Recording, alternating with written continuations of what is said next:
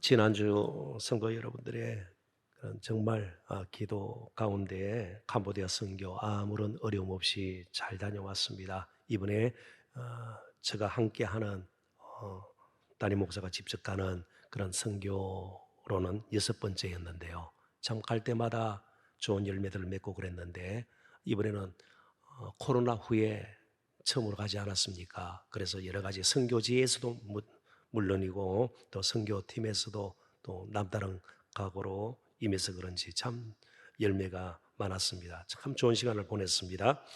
모든 공적 사역을 마치고 캄보디아 고대 왕조 문화 유적지인 앙코르와트를 한 달을 저희 선교팀이 다녀왔는데 저런 곳이에요.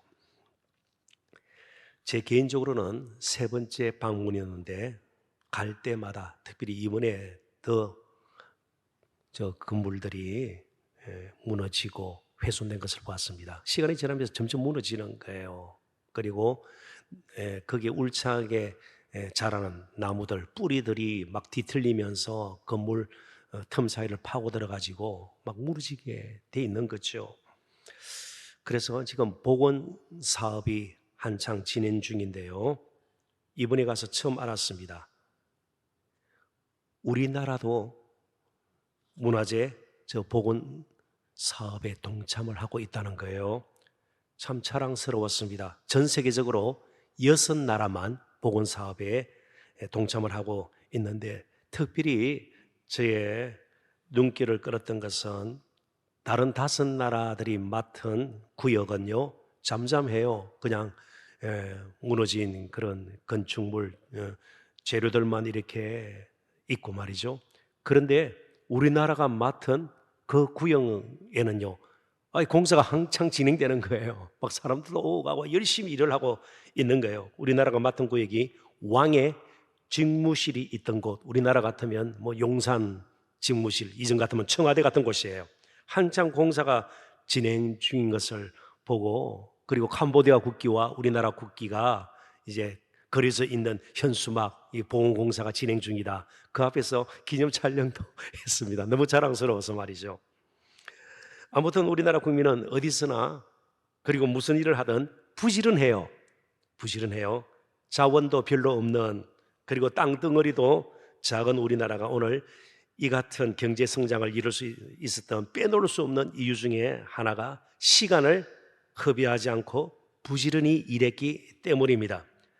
문제는 어느 시대 어디에서 살든 시간만큼은 누구에게든 동일하게 주어집니다. 선진국에도 하루는 24시간이에요. 선진국이라고 하루에 30시간을 주고 그러지 않습니다. 다 동일합니다. 그 시간을 대하는 사람들의 태도가 다를 뿐이에요. 거기서 인생의 차이가 나고 가정의 모습이 달라지고 교회, 그리고 드러나는 여러 가지 교회의 모습도 다를 수가 있고 그 사회가 달라질 수가 있는 겁니다. 그래서 우리는 시간과 믿음을 연결시켜서 시간이 얼마나 소중한가를 다시 되새길 필요가 있습니다. 믿음은 단순히 세월 혹은 시간에 맹목적으로 끌려가는 것을 거절해요. 믿음은 어떤 식으로든 주어진 정해놓은 시간을 관리하고 또 사용할 것인가의 문제이기도 합니다. 시간은 다 공평하게 주어져 있어요. 물질 그렇지 않아요. 건강 아니에요. 시간만큼은 공평하게 주어져요. 그러니까 주어진, 물론 인생의 길이는 다를 수가 있습니다. 얼마만큼 신실하게 알차게 사는가, 거기에 따라서 우리의 인생이 달라질 수가 있다는 것이죠. 그래서 사도 바울은 오늘 본문에서 가르치기 전에 먼저 성도들에게 무슨 일이 일어났는가를 강조하고 있습니다. 에베소 교회 성도들이 이전에는 어두운 가운데 살았지만 이제는 예수 그리스도 안에서 빛의 자녀가 되었다. 빛의 자녀가 되었다. 그런데 빛의 자녀가 되어서 이제 그들의 사는 목적이 달라졌어요. 빛의 자녀가 되어서 빛의 열매는 착함과 의로움과 진실함이다.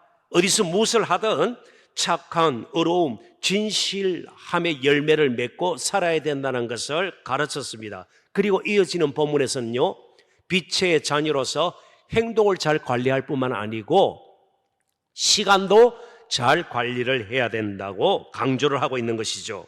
자, 본문이 포함되어 있는 15절과 16절을 한번 보도록 하겠습니다.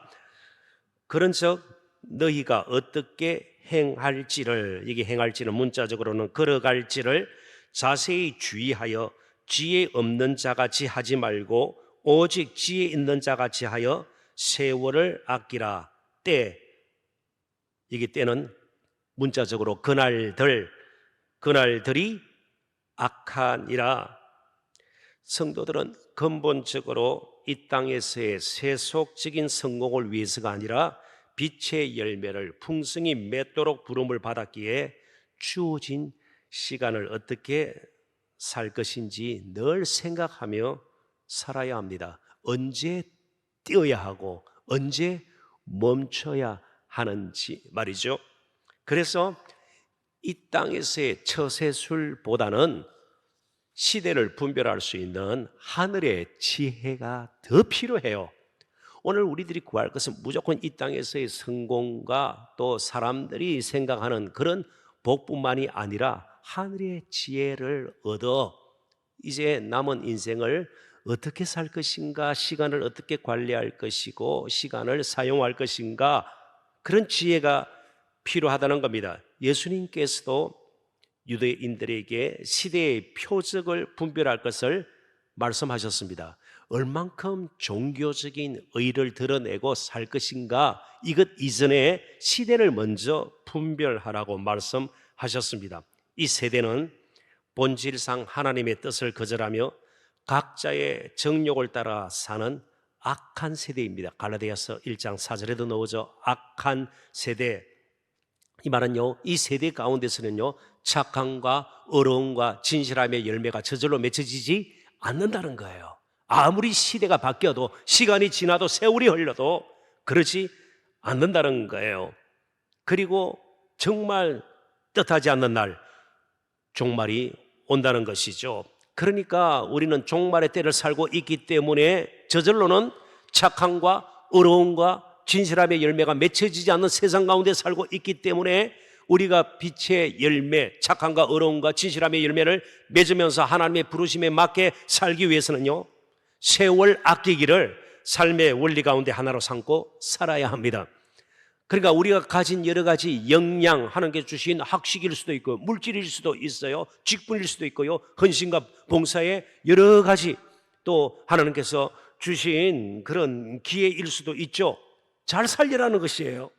여기 세월을 아낀다는 말은 문자적으로 시간을 구속한다 혹은 시간을 산다, 그런 뜻이에요. 돈을 들여서라도 살 만큼 시간은 귀하고 소중하다는 말입니다. 자, 그렇다면 세월을 아낀다, 시간을 구속한다, 시간을 산다, 값으로 산다는 거 아니에요? 자, 그렇다면 시간이 소중해요? 돈이 소중해요? 돈이 소중한 거 생각하면 시간은 덜 소중할 거예요. 그럼 돈 벌기 위해서 하나님께서 주시는 세월을 아끼는 일은 거의 실패할 거예요. 그렇다면 자연스럽게 착함과 어려움과 진실함의 열매를 맺는 일에 정말 시간을 들여서 또 자신을 들여서 하나님의 부르심에 합당하게 산다는 것 역시 불가능하게 될 것입니다. 특별히 여기 세월로 번역된 헬라 단어가 카이로스, 가끔씩 들어봤습니다. 그죠? 카이로스인데 대체로 결정적인 시간을 의미할 때 사용하는 말입니다. 누구에게나 공평하게 주어진 달력상의 시간인 크로노스, 오늘 8월 1일이에요. 우리들에게만 8월 1일일까요? 아니요, 모든 사람에게, 예수 믿지 않는 사람들에게도 다 8월 1일이에요. 이 시간은 크로노스예요. 그래서 역대기 상하를 영어로 First Chronicles, Second Chronicles, 그냥 쭉 왕조 역사 흐르는 시간 가운데 이스라엘의 역사가 이렇게 왕조가 이루어졌다. 그럴 때 Chronicles, 그런 표현을 씁니다. 크로노스라는 말에서 나왔어요. 자, 8월 1일 모두에게 이건 달력상의 시간이에요. 어저께야 그러면 며칠이에요? 7월 31일. 오늘은요 8월 1일 8월 1일이에요. 그렇지만 지금 우리 버니엘 청년부 회원들 가운데, 부원들 가운데, 형제들 가운데, 자매들 가운데 몇몇이 화순에 가 있습니다. 농촌 사역을 위해서요. 그들에게 8월 1일은요 특별한 시간이에요. 그렇죠? 그래서 오늘 우리도요 8월 1일을 크로노스적으로 보낼 것이 아니고 카이로스적으로 보내야 된다 말이죠. 결정적인 기회. 그래서 우리의 하루하루는요 특별한 거예요. 시간도 거룩해야 합니다. 자, 우리 한번 따라해 볼까요? 시간도 거룩해야 합니다. 우리가 쓰는 물질 그죠? 우리의 언어, 우리의 삶 가운데 시간도 거룩해야 합니다. 젊다고 함부로 보냈다가는요 아무런 빛과 빛의 열매를 맺지 못하고 시간을 허비하다가 크로노스의 노예가 되고 말 거예요. 그리고 세월을 탓하게 됩니다. 늙음에 대해서 한탄하고 그럴 것밖에 할 수가 없는 거예요. 그러니까 이걸 다 풀이한 것을 좀 이제 엮어서 조금 짧게 우리가 풀이를 한다면, 세월을 아낀다는 말은 주어진 기회를 살린다. 근데 하나님께서 무슨 기회를 주셨어요? 저와 여러분에게 소명을 주셨어요. 소명, 그게 기회예요. 가장 뚜렷한 기회예요.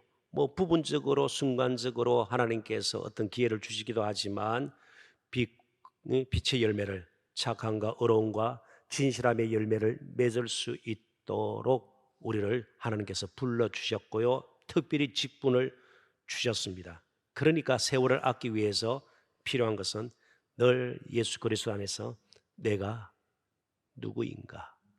저는 목사로서요. 예. 예. 때로는 어느 교회에서 섬길 것인가, 또 어느 학교를 택해서 공부를 할 것인가, 이런 여러 가지 선택의 기로에 놓였을 때에 정말 빛의 자녀로 하나님께서 부르신 그 부르심에 제대로 응하기 위해서 어떤 결단을 하고 선택을 해야 되는가 중요하죠. 그게 시간을 아끼는 것 아니겠습니까? 최진성이라는 분이 있습니다. 저에게도 생소한 분이시고요. 그런데 이분이 현대자동차 서대문 중앙지점 영업이사예요. 지난 28년간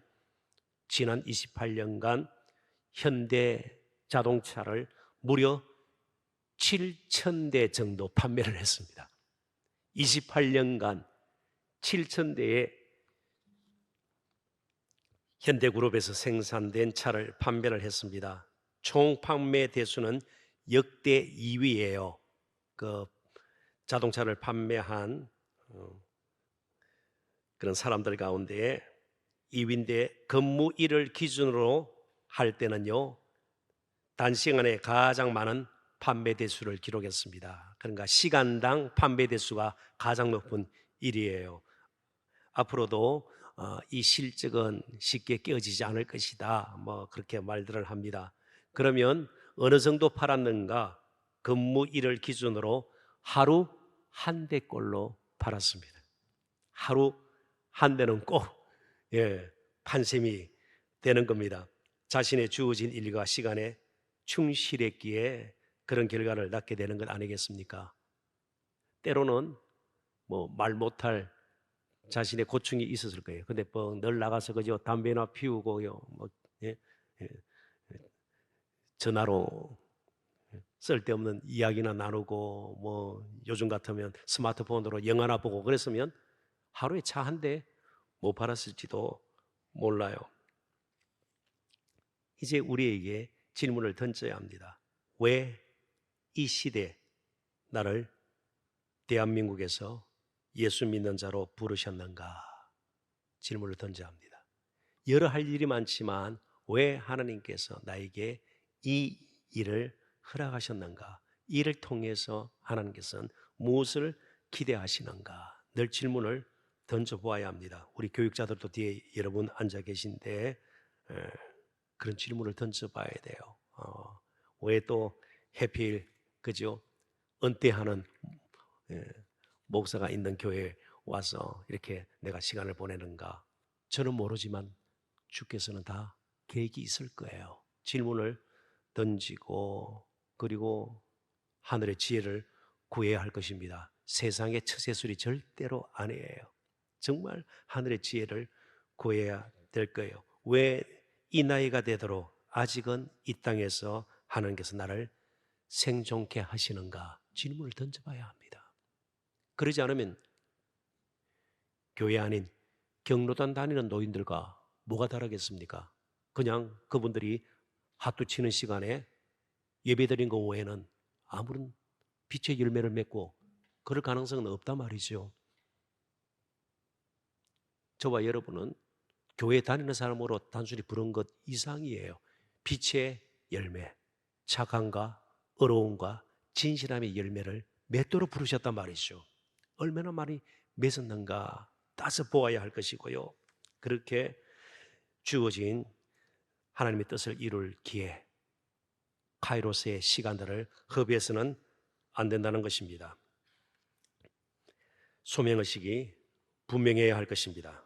그래서 이제부터는 8월 1일부터는 오늘부터는 신실한 시간의 청지기도 되어야 합니다. 하나님께서 우리에게 시간을 맡겨 주셨습니다. 정말 우리의 시간들은 카이로스의 시간으로 거듭나야 해요. 비록 8월 1일 달력상의 8월 1일이지만 우리에게는 특별한 시간으로 하루하루를 그렇게 보내야 합니다. 믿음의 선진들 역시 모든 면에서 온전한 사람들 아니었습니다. 그들에게는 생명을 여러 개 주어서 그렇게 다른 사람에 비해서 24시간이 아닌 수십 시간, 수백 시간을 주지 않았습니다. 그리고 모든 것을 완벽하게 해낸 사람들도 아니었습니다. 예수님의 제자 가운데 야고보는요, 얼마 있다가 순교를 당해버렸습니다. 스데반 집사 직분받고 얼마 있다가 돌에 맞아 또 순교를 했습니다.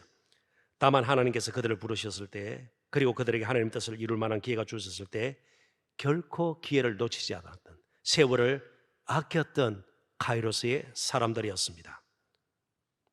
에스더, 기생 라합 역시 카이로스의 사람들이었습니다. 예수님이야말로 가장 진정한 카이로스의 사람이었습니다.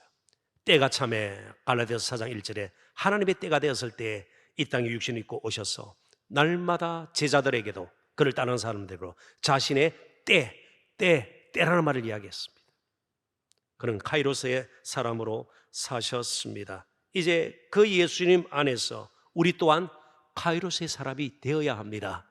그러니까 그냥 달력상의 시간을 보내면서 70, 80 이것만 연수를 자랑할 것이 아니라 70년 동안, 80년 동안 이제 남은 평생 무엇을 하다가 무슨 열매를 맺고 하나님 앞에 설 것인가 날마다 질문을 던져야 합니다. 악한 세상, 악한 세대는 시간이 지난다고 착함과 어려움과 진실함의 열매 맺을 수 없습니다.